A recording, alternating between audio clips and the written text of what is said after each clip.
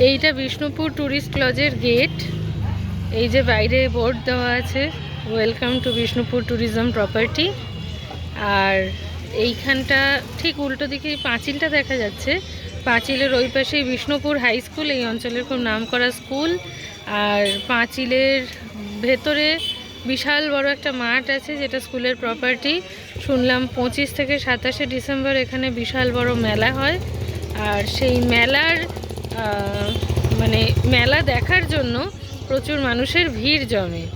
তো তারপরে এই জায়গাটা হচ্ছে একটু মার্কেট মতো, তো আমরা একটু হাঁটতে বেরিয়েছিলাম। অনেক কিছু দোকান আছে, এমনি রেগুলার মার্কেট যেরকম হয়।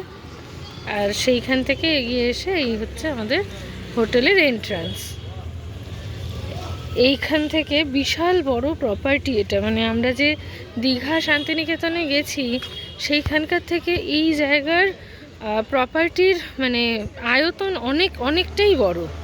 কিন্তু রুম হয়তো ছড়ানো ছিটানোভাবে আছে, তাই রুমের সংখ্যা শান্তিনিকেতন বা দীঘার মতোই হবে, অথবা ঝাড়গ্রামের মতো।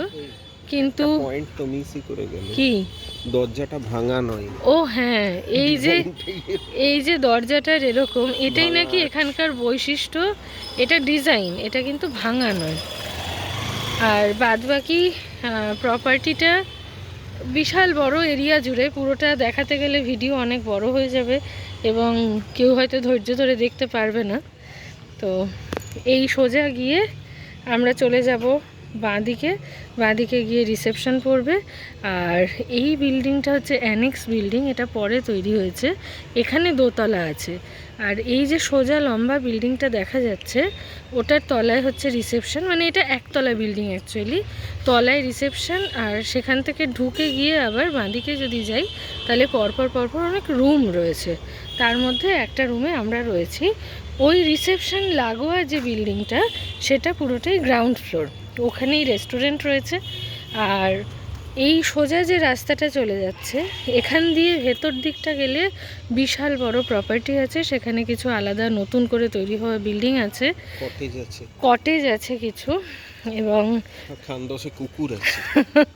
এবং সব থেকে বড় কথা হচ্ছে মানে যত ঘর বাড়ি তার থেকে অনেক বেশি ফাঁকা জায়গা, যেটা খুব ভালো লাগছে। খুব শান্ত চুপচাপ পরিবেশটা ভালো লাগছে। এখান থেকে সোজা গেলে একটা পোর্টিকো, আর তারপরে ওই পাশটাতে একদিকে বাগান করা। আমাদের গাড়িটাই সাদা গাড়িটার সামনে দাঁড় করানো আছে, ঠিক তার পাশেই আমাদের ঘরটা পেয়েছি, মানে ঘরের জানলা থেকে আমরা গাড়ি দেখতে পাচ্ছি। আর এই সোজা গিয়েও আমরা যদি আবার ডান দিকে ঘুরে যাই তাহলে আমরা পৌঁছে যাব রেস্টুরেন্টে।